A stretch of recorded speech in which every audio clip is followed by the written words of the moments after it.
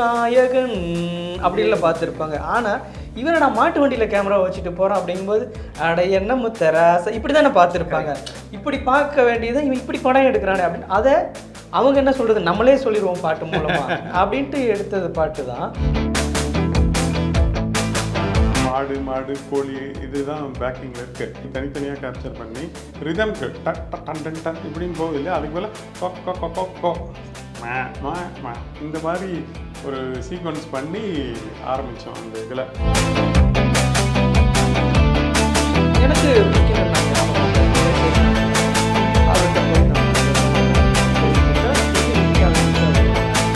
யாருமே தெரியாத ஒரு படம் எடுத்துருக்கா.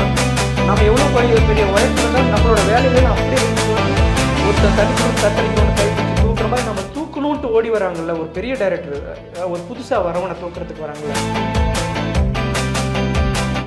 என்னுடைய நோக்கம் என்னோட சிந்தனையும் ஒரு வித்தியாசமான ஒரு படம் பண்ணாலே போதுன்ற அளவுக்கு தான் நான் அதனால தான் பெரிய இடைவெளி இல்லை வம்சம் ஸ்ட்ராபெரிக்கு அப்புறம்.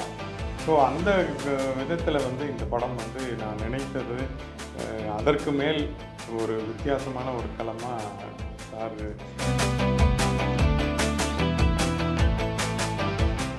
எல்லா நாட்டிலையும் எல்லா ஸ்டேட்லையும் எல்லா வீட்லையும் இருக்கிறதுக்கும் என் நண்பன் வணக்கம். நான் உங்களுக்கு காட்டி. ஸோ இன்னைக்கு பயோஸ்கோப் அப்படின்ற படத்துடைய குழுவோடு தான் இணைஞ்சிருக்கும். ஸோ நிறைய விஷயம் கேட்டு தெரிஞ்சுக்கலாம். வாங்க. வணக்கம். வணக்கம்ங்க. வணக்கம் சார். வணக்கம் வணக்கம். எப்படி இருக்கீங்க? ரொம்ப நல்லா இருக்குங்க. நீங்கள் நல்லா இருக்கீங்களா சார்? செம்மையாக இருக்கும் சார். ட்ரீசர் பார்த்தோம். ஸோ எல்லாம் யூஸ்வலாக சொல்லலாம் தமிழ் சினிமாவில் நிறைய ட்ரீசர் வருது, நிறைய ட்ரைலர்ஸ்லாம் வருது. முக்கியமாக இந்த ட்ரீசர் பார்க்கும்போது என்ன விஷயம் தோணுதுன்னா கமெண்ட் செக்ஷன்லாம் செக் பண்ணுறோம். அதில் முக்கியமாக என்னன்னா இந்த மாதிரி ட்ரீசர் நாங்கள் பார்த்ததே இல்லை. அந்தளவுக்கு வித்தியாசமாக இருக்குது. அதுவும் எடுத்தோடனே மிஸ்கின் சாரோடைய எக்ஸ்பிளனேஷனோட ஸ்டார்ட் ஆகுது. ஸோ எப்படி ஸ்டார்ட் ஆச்சு இந்த கைண்ட் ஆஃப் ட்ரீசர் தான் நான் சொல்லணும் வெளியே அப்படின்னு சொல்லி எப்படி தோணுச்சு? உங்ககிட்டே ஸ்டார்ட் பண்ணலாம். ஆமாம், நான் ஒரு படம் பண்ணியிருக்கோம். அந்த படத்தில் என்ன இருக்குது அப்படிங்கிறது தான் டீசரோட வேலையாக இருக்குங்க. அப்போ என்னென்னா இந்த படத்தோட விஷயத்தையே சொல்லாமல் வெறும் ஷார்ட்ஸில் இருக்கிற டைலாக்ஸ் எல்லாம் சொல்லாமல் சிம்பாலிக்காக அந்த படத்தை அப்படியே கம்ப்ரெஸ் பண்ணி ஒரு 2 நிமிஷமாக சொன்னால் அந்த கண்டென்ட் புரியணும் அப்படிங்கிற மாதிரி தான் இந்த டீசர் யோசித்தோம். அப்போ அந்த சிட்டுக்குருவி கதை தான் அந்த கான்செப்ட், அந்த மைய கரு தான் ஒரு மனிதனுக்கு அப்ளை பண்ணால் எப்படி இருக்கும் அப்படிங்கிறது அந்த படம். அதுவும் அந்த சிட்டுக்குருவி கதை மூலமாக சொல்லணும் அப்படின்னு நினச்சோம். அந்த 2 நிமிஷத்தில் அது ரொம்ப அழகாக கன்வே ஆச்சு. திரும்ப அதோட ஃபினிஷிங்கில் எண்டில் இப்படியும் இந்த படத்தில் நடந்திருக்கு, இதுக்கும் இந்த படத்துக்கும் இப்படி ஒரு கனெக்ஷன் இருக்குது அப்படின்னு சொல்லி முடிக்கலான்னு ஒரு ஐடியா தோணுச்சு. அதுக்கான வேலைகளில் தான் இந்த சிட்டுக்குருவி கான்செப்டை உருவாக்கணும். அது ஒரு பெரிய நல்ல ரீச் ஆகிருக்கு. எல்லோரும் ரொம்ப அப்ரிஷியேட் பண்ணாங்க. அது நீங்கள் சொன்ன மாதிரி தான் இது வரைக்கும் இப்படி ஒரு டீசர் யாரும் ரிலீஸ் பண்ணல, வேறு ஒரு விஷயத்த சொல்லி இது படத்தோட கனெக்ட் பண்ணுறது அப்படின்ட்டு ரொம்ப சந்தோஷமாக இருந்துச்சு. நம்ம நினச்சது நடந்திருக்கு அப்படின்ட்டு தோணுச்சுங்க. அண்ட் இன்னொரு விஷயம் என்னன்னா ட்ரைலரில் ட்ரீசரோட கடைசி ஒரு 10 செகண்ட் பார்க்குறோம். அந்த பாட்டிங்க எல்லாருமே கேமரா எடுத்துகிட்டு வருதுன்னு சொல்லி ஒரு விஷயம் சொல்கிறாங்க. ஆக்ஷன், அவங்களோட ஸ்லாங்ல ஏதாவது ஆக்ஷன் அப்படின்னு ஒரு மாதிரி சொல்கிறாங்க. அப்படின்னு சொல்லி சொல்கிறாங்க. ஸோ இதெல்லாம் நம்ம யூஸ்வலாக நம்ம பாட்டிகளை பார்க்கும்போது நார்மலாக பேசுகிறாங்க, இயல்பாக பேசுகிறது ஒன்று. பட் அவங்களே நீங்கள் ஆக்ட் பண்ண வச்சுருக்கீங்கல்ல. ஸோ அந்த ப்ராசஸ் எப்படி இருந்துச்சு அவனா அடிக்க வைக்கும்போது? ஆமாங்க, இது ஏற்கனவே வெங்காயம்னு ஒரு படம், என்னோடய ஃபஸ்ட்டு படத்தை எப்படி எடுத்தோம், எப்படி கலகலப்பாக சிரிச்சுக்கிட்டு. ஏன்னா வெங்காயம்ங்கிற படத்தில் யாரெல்லாம் வேலை செஞ்சாங்களோ, யாரெல்லாம் பின்னாடி நின்னாங்களோ அவங்கெல்லாம் தான் இந்த படத்தில் கேமராவுக்கு முன்னாடி நிற்கிறாங்க. அப்போது எனக்கு அந்த எக்ஸ்பீரியன்ஸே ஏற்கனவே ஒரு ரிஹர்சல் மாதிரி இருந்ததுனால எனக்கு இந்த படத்தில் ரொம்ப பெரிய சவாலாக இல்லை. ஆனால் அதை ரீக்ரியேட் பண்ணுறதுல இருக்கிற சவால் இருக்குது இல்லைங்களா, அது இருந்துச்சு. இப்படியெல்லாம் நாங்கள் பண்ணணும் அப்படின்ட்டு திரும்ப 100 வாட்டி பண்ணுறது இருக்குல்ல, அதில் இருந்த சவால் தான்.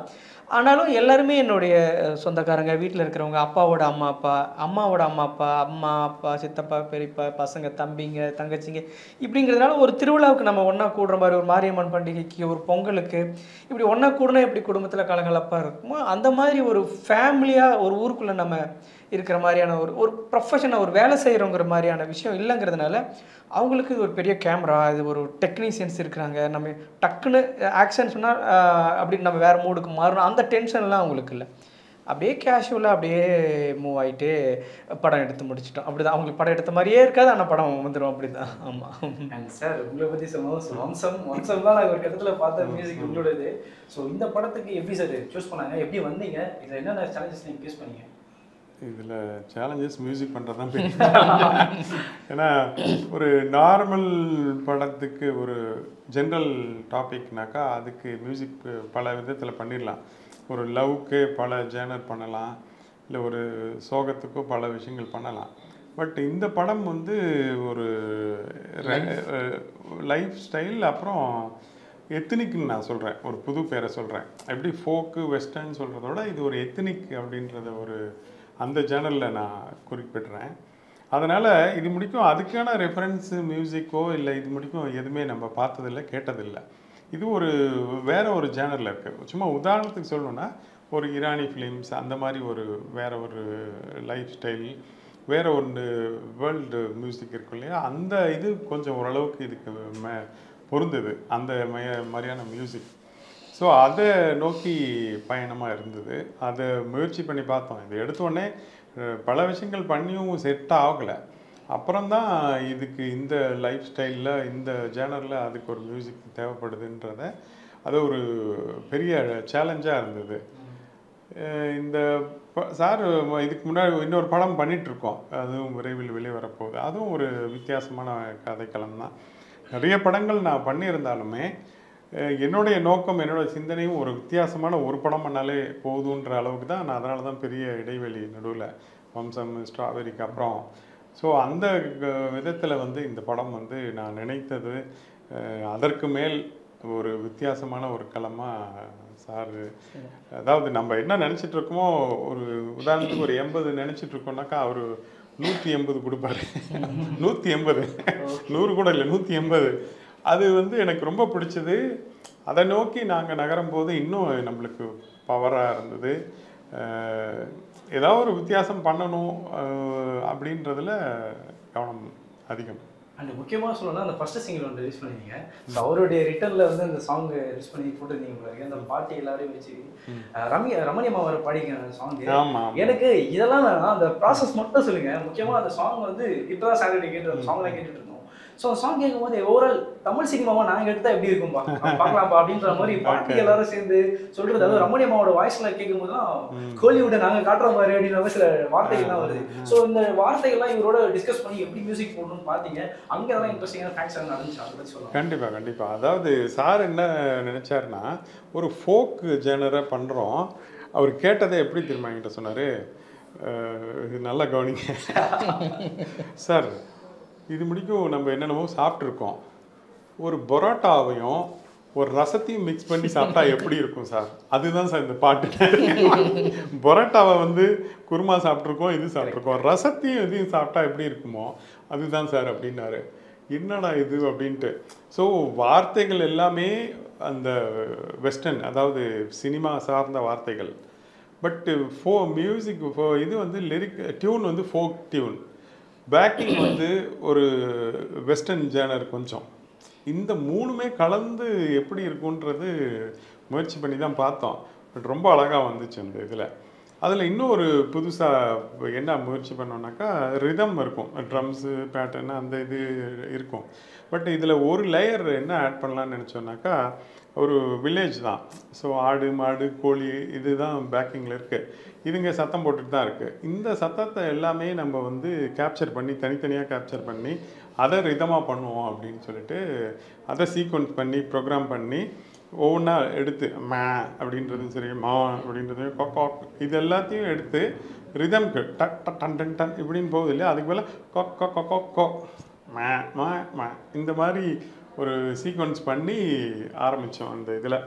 ஸோ எல்லாமே புதுசாக இருக்கணுன்றதுல ரொம்ப கவனமாக பண்ணது தான் இந்த பாட்டு. வார்த்தைகள் எப்படி சார் நீங்கள் கதை எழுதிடுறீங்க சார் எல்லாரும் கதை எழுதணும் சார். அதுக்கும் வந்து சில ப்ரிப்பேர் பண்ணோம். பட் நான் வந்து ஒரு சாங்கில் இந்த விஷயத்தெல்லாம் கன்வே பண்ணுறேன் அப்படின்னு சொல்லி ஒரு விஷயம் இருக்குது சார். நீங்கள் டைரக்டராக கிரியேட்டராக ஒரு விஷயம் பண்ணியிருந்தாலும் நான் ஒரு லிரிசிஸ்டாக நான் ஒன்று பண்ணுறேன் பாரு அப்படின்னு சொல்லி ஒன்று பண்ணுறீங்களே. ஸோ இப்படி ஆச்சு அது எங்கே தான் அந்த வார்த்தைகள்லாம் எடுத்தீங்க? சில வார்த்தைகள் நம்ம அந்த கிராமத்து கலைகளோடையும் தொடர்போடு இருக்கிறதுனால அந்த பாடல்கள் வரிகளும் நமக்கு வந்து மனசில் பதிஞ்சிருக்கு. இதோட ஒரிஜினல் வெர்ஷன் என்னங்கிறதும் நமக்கு தெரியும். நம்ம இப்போ யார்கிட்டையும் ரெஃபரன்ஸ் கேட்க தேவையில்லை. நம்ம பாட்டிகள் பாட கேட்டிருக்கிறோம், தாத்தாங்க சொல்ல கேட்டிருக்கோம். இது நமக்கு பழகி போன ஒரு விஷயம். இப்போது இது இந்த தொழிலில் என்னென்ன டிஃபிகல்ட்டி இருக்குது, இதில் என்னென்னலாம் டெக்னாலஜி இருக்குது அப்படிங்கிறதும் நமக்கு தெரியும். அப்படிங்கும்போது இந்த டியூனை வச்சுட்டு ஒரு புது பாடல் ஆசிரியர் வந்து ஒரு சினிமா சம்மந்தமாக ஒரு பாட்டு எழுதுனா எப்படி இருக்கும், இந்த பாட்டிகள்லாம் வந்து போய் ஒரு படம் எடுத்தால் எப்படி இருக்கும்? நான் வந்து மரம் வெட்ட போகிறேன், களை வெட்ட போகிறேன், நான் வந்து ஒரு ஏரி வேலைக்கு போகிறேன் அப்படிங்கிற பாட்டிங்க அதை பற்றி பாடுவாங்க இல்லைங்களா? அப்போ நான் சினிமா எடுக்க போகிற தாத்தா பாட்டிகள், கிராமத்து மக்கள் இந்த சினிமாவை சம்மந்தமாக ஒரு பாட்டு பாடினா எப்படி இருக்கும்? இப்போ அதில் இருக்கிற நுணுக்கங்களை மக்களுக்கு சொல்கிற மாதிரி, பின்னாடி வரவங்களுக்கு சொல்கிற மாதிரி ஒரு பாட்டு, ஒரு சின்ன ஒரு டுட்டோரியல் மாதிரி, ஒரு கிளாஸ் எடுத்தால், சினிமா சம்மந்தமான ஒரு கிளாஸ் எடுத்தால் எப்படி இருக்குமோ அந்த மாதிரியான ஒரு டோனில் இது இருக்கணும், சினிமாவை எக்ஸ்பிளைன் பண்ணுற மாதிரி அப்படின்ட்டு அந்த பாட்டு பண்ணணும்னு நினச்சேன். அந்த டியூனில் இங்கே நமக்கு சினிமாவில் கற்றுக்கிட்ட அந்த விஷயங்களெல்லாம் அப்ளை பண்ணும்போது அது ஒரு புது வடிவமாக வந்துச்சு. அந்த டோனு, அந்த மியூசிக்கு ப்ளஸ் வரிகள், இது வந்து வேறு வரி அப்படிங்கும்போது அது புது ஒரு பாட்டாக மாறிச்சு. அது முன்னாடி பாட்டாக வெளியிடும்போது அது பெரிய கவனத்தை ஈர்த்துச்சு, ரொம்ப பெரிய வரவேற்பை பெற்றுச்சு. ஒரே நாளில் மிகப்பெரிய கவனமாக கிடச்சிது. இப்போ நீங்கள் கேட்டிங்களே இது எப்படி ஒர்க் பண்ணீங்க அப்படின்ட்டுன்னு, அது ஒரு சும்மா சுவாரஸ்யமாக சொல்லணுன்னா, சார் தான் கவிஞர். அதுக்கு நான் வந்து நிறைய படங்கள் ஒர்க் பண்ணியிருக்கேன். இந்த பா விஜய், ஸ்நேகன், கபிலன், வைரமுத்து சார் இவங்ககிட்ட லிரிக்ஸ் வர்றதுன்னா அது ஒரு ஸ்டைல், அது ஒரு பிரிண்ட் அவுட் எடுத்து பல்லவி சரணம் இப்படின்ற அப்படி பார்க்கும்போது வேற ஒரு ஸ்டைலில் இருக்கும் அது. பட் சார்கிட்ட எப்படி வந்ததுன்னா, நான் அடுத்த பாட்டு ஒன்று சொல்கிறேன். என்ன மித்தராசா எங்கே தான் போகிற, புலப்பத்தராசா என்னத்தான் பண்ண போகிற, இப்படி தான் லிரிக்ஸு.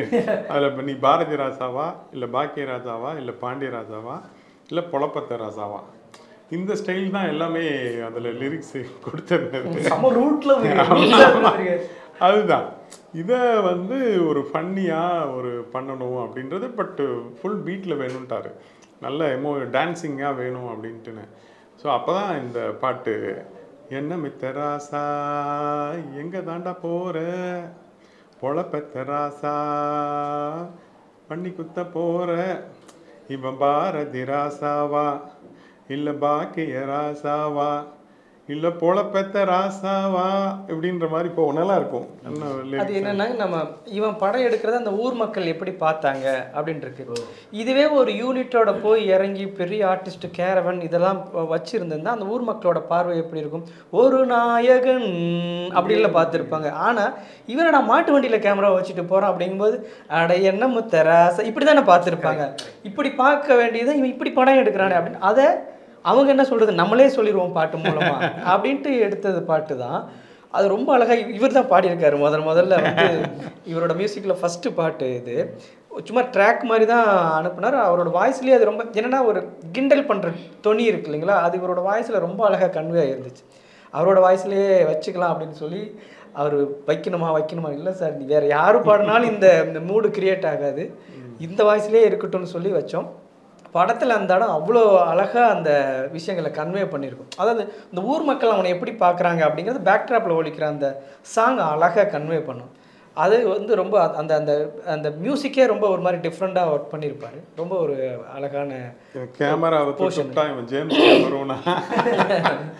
மாடு மேய்க்கும் கிழவனெல்லாம் இப்போ மானிட்டரை பார்க்குறான் அப்படிங்கிற மாதிரியான வரிகள். அது ரொம்ப அழகாக ரொம்ப யதார்த்தமாக வந்து அதான் இயக்குனருக்கு பின்னாடி ஒரு பெரிய கவிஞன் இருக்கிறது உண்மைதான். பட் நான் வந்து நிறைய பேரை பார்த்தாலுமே சரி, இயக்குனருக்கு மேலே நான் வியந்து பார்த்ததில் கவிஞர்களை தான் பார்க்குறேன். இயக்குனர்கள் வந்து பட் இவர் வேற, இவர் அப்பாற்பட்டவர் எல்லாத்துக்கும். ஒரு இயக்குனருக்குள்ள நாலேஜோட கவிஞர்கள் உள்ள நாலேஜ் பார்த்தீங்கன்னா வைட் நாலேஜ். இப்போ நீங்கள் எந்த ஜேனர் எடுத்தாலுமே அதில் ப்ரீஃபாக, இப்போ இயக்குனர் வந்து ஒரு விஷயத்தை எடுத்து அதை ப்ரீஃபாக அதை பார்த்துட்ருப்பார். நான் நிறைய கவிஞர்கள் நண்பர்கள்னால நான் அவங்கள பார்த்து பொறாமையும் பயங்கரமாக பார்த்துருக்கேன். எதை எடுத்தாலுமே அந்த டீட்டெயில் தெரியும் அவங்களுக்கு. சும்மா நம்ம ஏதோ ஒன்று பேசுகிறோன்னு வச்சுக்கோங்களேன், அதில் வந்து 1927 நடந்தது, 50 நடந்தது, இப்படி டீட்டெயில்டாக கொடுப்பாங்க. எப்போ நீ படித்த, எப்படி உனக்கு நாலேஜ், உனக்கு வயசும் பெருசாக இல்லை, சின்ன பையன்தான் இருப்பான். இவ்வளோ ப்ரீஃப் நாலேஜ் வந்து கவிஞர்கள்கிட்ட இருக்குது. அதனால தான் அவங்க வந்து கவிதைகளை சரி, ஈவன் சிநேகன் நண்பர் தான் எல்லார்ட்டையுமே இந்த ஒரே லெவலில் இருக்கிறது ரொம்ப ஆச்சரியம். இவர் அதுக்கு மேலே எழுதுறாரு, என்னத்தை சொல்கிறது, நம்ம ஒன்றும் சொல்கிறதுக்கு இல்லை. அண்ட் வந்து முக்கியமாக சொல்லணும்னா மிஸ்கின் சார் சொல்லுவோம். ஏன்னா மிஸ்கின் சார் வந்து உங்களுக்கு ஃபர்ஸ்ட் படத்துலேயே கூட ஏதோ உங்களுக்கு ஹெல்ப் பண்ணாருன்னு சில விஷயம்லாம் கேள்விப்பட்டிருந்தோம். ஸோ இதுலேயும் வந்து வாய்ஸ் ஒர்க் கொடுத்துருக்காரு. ஸோ அவர் எப்படி பழக்கம், அவர் எப்படி இன்வால்வ் பண்ணிங்க இந்த வாய்ஸ் ஒர்க் கொடுக்கணும்னு சொல்லி? இல்லை, மிஸ்கின்னு வந்தது வந்து ரோஹிணி மேடம் வெங்காயம் படம் ரிவ்யூவுக்காக பார்த்தாங்க. அந்த படம் வந்து நாங்கள் எப்படி எடுத்தோமோ அதே மாதிரி எளிமையாக வெளியிட்டுட்டோம், யாருக்குமே போய் ரீச்சே ஆகலை. அப்போது இவங்க ரோகிணி மேடம் பார்த்துட்டு சேரனனுக்கு இன்ஃபார்ம் பண்ணி அவர் மூலமாக தான் இது ஒரு பெரிய மாற்றமே ஏற்பட்டுச்சு இந்த படத்துக்கு. இந்த படத்தை அப்படியே ஸ்டாப் பண்ணுங்கள், இது இப்படி ரிலீஸ் பண்ண வேண்டிய படமே கிடையாது, இது வேறு மாதிரியான ஒரு படம் அப்படின்னு சொல்லிட்டு அத்தனை இயக்குநர்களையும் வர வச்சு படம் பார்க்க வச்சார். ப்ரொடியூசர், ரைட்டர்னு தமிழ்நாட்டில் இருக்கிற எல்லா விஐபிகளையும் வந்து இந்த படத்தை பார்க்க வச்சு அதை பற்றின டாக். இப்போ இன்றைக்கி நம்ம ஒரு படம் பார்த்துட்டு வந்து ரிவ்யூ கொடுக்குறோங்களா, அது வெங்காயம் படத்தில் தான் ஸ்டார்ட் ஆச்சு. அது சேரன் நம்ம பண்ண அந்த எடுத்த அந்த ஒரு முயற்சி தான். அது பெரிய அளவில் ஒர்க் அவுட் ஆகி பெரிய பிஸ்னஸ். அதுக்கப்புறம் ஒன்றுமே இல்லாமல் போகிற ஒரு படம் பெரிய அளவில் கவனம் பெற்றது சேரன் மூலமாக தான். அதான் இப்போ வெங்காயம்னு ஒரு படமே தெரியாத போயிருக்கோம். இப்போ அது எப்படி எடுத்தோம்லாம் ஒரு படம் எடுக்கிறதுக்கான ஸ்பேஸே இருந்திருக்காது. அப்போது சேரன்னு கூப்பிட்டது மூலமாக வந்தவர் தான் மிஸ்கின்னு. அவருக்கும் இந்த படம் ரொம்ப பிடிச்சிட்டு பயங்கரமாக அதுக்காக அவர் சில நேரம் மேடைகளில் ரொம்ப எமோஷனலாக பேசுகிறதா சொல்லுவாங்க. அவர் நான் இப்படி பண்ணுவேன் ப்ரொமோஷன், இந்த படம் ரொம்ப நல்ல படம், அப்படி ப்ரொமோஷன் பண்ணுவேன்னு உணர்ச்சி வசப்பட்டு பேசுகிற மாதிரி கூட ஒரு சில நண்பர்கள் சொல்லுவாங்க. அவர் ரியலாகவே அந்த மாதிரி தான். அவர் ரொம்ப முக்கியமான பெரிய ஆர்டிஸ்டோட ஒரு படத்தில் ஷூட்டிங்கில் இருக்கார். அந்த கால் சீட்லாம் கேன்சல் பண்ணிட்டு 10 நாள் வந்து வெங்காயம் படத்துக்காக ப்ரொமோஷன் பண்ணார். அவர் என்ன பேசுகிறாரோ அதுதான் அது ஒரிஜினல் கேரக்டரே அவருக்கு. அப்படி பண்ணி கொடுத்த படம் வெங்காயம். அப்போது அப்படி சேரன் மூலமாக இப்படி தான் எனக்கு மிஸ்கின் பழக்கம். இப்போ போய் இந்த டீசருக்கும் வந்து நான் இதுதான் சொன்னேன், இதை தான் நான் இந்த கண்டென்ட்டாக வச்சுருக்கேங்கன்னா உங்கள் வாய்ஸில் இருந்தால் நான் அவங்கள பார்க்குற பார்வை ஒன்று இருக்குல்ல, நீங்கள் யாருன்னே தெரியாத ஒரு பையன் வந்து ஒரு படம் எடுத்திருக்கான், நம்ம எவ்வளோ பெரிய உயரத்தில் இருந்தாலும் நம்மளோட வேலைகளெல்லாம் அப்படியே நிறுத்திட்டு வந்து ஒருத்தன் தண்ணிக்குள்ள தத்தளிக்கிறவனை கைப்பிடிச்சி தூக்குற மாதிரி நம்ம தூக்கணுன்ட்டு ஓடி வராங்கல்ல ஒரு பெரிய டைரக்டர், ஒரு புதுசாக வரவனை தூக்குறதுக்கு வராங்கல்ல.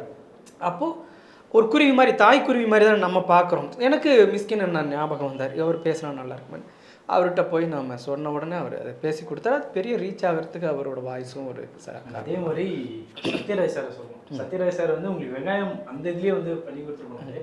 ஸோ இப்போ இதில் வந்து அந்த அவர் வந்து இது பண்ணார போர்ஷனாக இருந்துச்சு அவர். ஆமாம், அவர் வெங்காயமுக்கே அவர் ஏன்னா இப்போ நான் வந்தது கூட வெங்காயம்ங்கிற ஒரு பெரிய ஒரு பேசப்பட்ட பாராட்டப்பட்ட ஒரு படங்கிறதுக்கு அப்புறம் அவர் வரதுங்கிறது ஒரு பெரிய விஷயம் இல்லை. வெங்காயம் படத்தப்பவே வெங்காயம் படத்தில் அவர் ஒருத்தர் தான் வந்து தெரிஞ்ச ஆர்டிஸ்டே.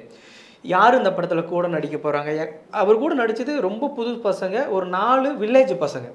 எனக்கு கோ ஆர்டிஸ்டாக யார் இருக்கணும்னு ஒரு பெரிய ஹீரோ வந்து நினைப்பாங்கல்ல, அப்படிலாம் அவர் எந்த ஈகோவும் இல்லை. அந்த பாடலை சொன்னேன், இந்த பாட்டு ஒரு விழிப்புணர்வை ஏற்படுத்தக்கூடிய ஒரு முக்கியமான பாடல். வழக்கமாக நீங்கள் சினிமாவில் நம்ம பார்க்குற பாடல் மாதிரி இல்லைங்க, இது ஒரு முக்கியமான பாடல், மக்களுக்கான பாடல் அப்படின்னு சொல்லும்போது அந்த ஒரு விஷயத்துக்காகவே வந்து அவர் பண்ணி கொடுத்தார். இந்த ஒரு கமர்ஷியல் நோக்கம் இல்லாமல் அதை வந்து ஒரு வியாபாரமாக அதை பார்க்காம பரவாயில்ல நம்ம போய் பண்ணணும் அப்படின்ட்டு அதை பண்ணார். அப்போவே அவர் வந்து அந்த மாதிரியான மனநிலை இருக்கக்கூடியவர் தான். Okay okay. அண்ட் முக்கியமாக சொன்னால் சில ஓடிடிஸ்லாம் இப்போ விற்கிறீங்க. இப்போ மகாவில் வந்து நீங்கள் இந்த படம் செல் ஆகுது.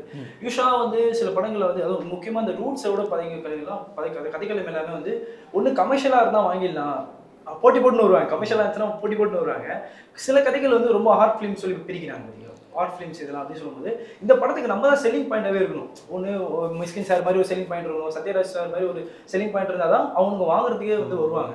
ஸோ ஆஹா எப்படி வந்தாங்க, இதில் ப்ராசஸ் என்ன நடந்துச்சு அதை பற்றி? இதில் வந்து அது ரொம்ப முக்கியமான இடம். ஏன்னா நம்மளை மாதிரி மாற்று சினிமா என்ன வேணாலும் நம்ம தத்துவம் பேசலாம், என்ன வேணாலும் நம்ம படம் எடுக்கிறத பற்றி இப்படி தான் படம் எடுக்கணும்னு நமக்குள்ள ஒரு கோட்பாடுகள் வச்சுக்கலாம். அதெல்லாம் எங்கே உடைபடுதுன்னா நம்ம வியாபாரத்துக்குன்னு ஒரு இடத்துல வந்து நிற்கிறோம் இல்லைங்களா. நாம் ஒரு பல விஷயத்தை யோசித்து ஒரு ஆர்டிஸ்ட்டை ஃபிக்ஸ் பண்ணியிருப்போம், ஒரு சீனை கன்சீவ் பண்ணி அதை எடுத்திருப்போம். ஆனால் வியாபாரம் பண்ணுற இடத்துல இது ஏங்க வச்சிங்க, இதுக்கு பதிலாக ஒரு நடிகையை வச்சுருந்துருக்கலாமே, ஒரு கிளாமர் வச்சுருந்துருக்கலாமே, ஒரு பசங்களுக்கு பிடிக்கிற மாதிரி ஒரு நம்ம என்ன மாதிரி மனநிலையில் இருக்கோமோ அதுக்கு ஆப்போசிட்டாக ஒரு விஷயம் சொல்லுவாங்க. இதுக்கடை நம்ம வந்தோம் அப்படிங்கிற மாதிரி ரொம்ப ஷாக்கிங்காக இருக்கும். அப்போது இது என்ன ஆகுது, இந்த ஒரு மாற்று சினிமா ஒரு நல்ல மக்களுக்கான படம் பண்ணணும்னு நினச்சி வர இயக்குநர்கள் எல்லாமே ஒரு 2 படம் 3 படம் மேக்ஸிமம் அவங்களோட எனர்ஜி எல்லாம் போட்டு கஷ்டப்பட்டு இது கொண்டாந்து ரிலீஸ் பண்ணுறதுக்கு போராடுறாங்க. ஒரு 3வது படத்துலலாம் ஒன்றா மாறிடுறாங்க அல்லது வந்து விட்டு விலகிற வேண்டிய சூழல் ஏற்படுது. ஏன்னா ஈஸியாக பிஸ்னஸ் ஆகுது. நீங்கள் சொன்ன மாதிரி தான் கமர்ஷியல் படத்துக்கு வந்து போட்டி போட்டுட்டு வர மாதிரி இதை நம்ம கொண்டு போய் டக்குன்னு நிறுத்த முடியல. அப்போது அந்த டயர்ட்னஸ்ஸே நம்ம வந்து பேசாமல் நம்மளும் ஒரு கமர்ஷியல் படம் பண்ணியிருந்துருக்கலாமோ, இது எங்கெல்லாம் பர்சனல் லைஃப்லாம் அஃபெக்ட் ஆகும்ல, அப்படிலாம் ஆகிடுமோ அப்படின்ட்டு பெரிய ஒரு டயர்டை உருவாக்கும். அப்படியான ஒரு சூழலுக்கு முன்னாடியே இந்த ஆஹா ஃபைண்டுக்கு வந்து ப்ரொடியூசர் பஜார்னு ஒரு ஒரு டீம், ஒரு ஒரு வியாபாரம் பண்ணுற இடத்துக்கும் ப்ரொடியூசர்ஸுக்கும் நடுவில் கனெக்ஷனாக இருக்கக்கூடிய ஒரு டீம், டிஸ்ட்ரிபியூட்டர். டிஸ்ட்ரிபியூட்டர்ல அவங்களுக்கு ஒரு மார்க்கெட் பிளேஸை வந்து அவங்க வந்து ஒரு கனெக்டிங் பிரிட்ஜ் மாதிரி இருக்காங்க. இவங்க என்ன பண்ணுறாங்க, ஆஹா ஓடிடி படம் காட்டுறாங்க. நம்மளால் ரீச் பண்ண முடியாது. நம்மள மாதிரி புதுசாக சின்ன ப்ரொடக்ஷன் கம்பெனிகளுக்கெல்லாம் அது கொண்டு போய் காட்டும் பொழுது ஆஹா பார்த்த உடனே இது வேறு மாதிரி படங்க. இந்த படத்தை நார்மல் கேட்டகரியில் வச்சாலே அது வந்து இந்த படத்துக்கு நம்ம வந்து சரியான பொசிஷனாக இருக்காது. இதுக்குன்னு ஒரு புதுசாக ஒரு அடையாளத்தை க்ரியேட் பண்ணும். ப்ளஸ் இந்த மாதிரி படங்களுக்கு எவ்வளோ ஸ்ட்ரகிள் இருக்குன்னு இந்த படம் பார்த்து புரியுது. ஏன்னா படம் எடுத்து அது எப்படி வெளியிடுறதுங்கிறத தானே இந்த படம் சொல்லுது. இந்த படத்தை பார்க்கும்போது ஓஹோ புது படங்களுக்கு இவ்வளோ ஸ்ட்ரகிள் இருக்காங்கிறது ஒரு விஷயம் உருவாக்குது இல்லை. அந்த விஷயம் என்ன பண்ணியிருக்கோம், ஆஹா ஃபைண்டுன்னு ஒரு சப் கேட்டகரியை உருவாக்கி நல்ல படங்களை தொடர்ந்து நாங்கள் வாங்கி பொசிஷன் பண்ணுவோம். மக்களுக்கான படங்களை நாங்கள் எங்கள் பிளாட்ஃபார்மில் வைக்கிறோம். உங்கள் படம் வந்து அழிஞ்சிருச்சுன்னு நினைக்க தேவையில்லை, மக்களை போய் சேரலேன்னு கவலைப்பட தேவையில்லை. அப்போது அந்த இடத்துல இப்படி ஒரு க்ரியேட் பண்ணியிருக்காங்க அப்படின்னா அது ஒரு பெரிய நல்ல படம் பண்ணுற இயக்குநர்களுக்கு ப்ரொடியூசருக்கு ஒரு பெரிய வரப்பிரசாதம்னு நினைக்கிறேன் இந்த ஆஹா ஃபைண்ட். அதை இன்னும் வர இயக்குநர்கள் பயன்படுத்திக்குவாங்க. அப்படியான ஒரு நல்ல ஒரு பாதையை இந்த பயாஸ்கோப் படம் போட்டு கொடுத்துருக்கு அப்படிங்கிறது எனக்கு பெரிய ஒரு இயக்குனராக எனக்கு ஒரு பெரிய மகிழ்ச்சியாக இருக்கும். ஸோ ஓகே, ரொம்ப நன்றி. உங்கள் நேரத்துக்கு ரொம்ப நன்றி. கண்டிப்பாக இந்த பயோஸ்கோப் வந்து இன்னும் நிறைய இடத்துக்கு ரீச் ஆகணும். அதே மாதிரி தமிழ் சினிமாவில் இந்த மாதிரி நல்ல கதைகள் வந்து நல்ல வரவேற்பு இருக்குன்னு சொல்லி இன்னும் ரீச் ஆகிட்டு சாருக்கும் சரி உங்களுக்கும் சரி நல்லா ரீச் ஆகிறதுக்காக ஃபிலிம் சார்பாக மிகப்பெரிய வாழ்த்துக்கள். நன்றி. நன்றி.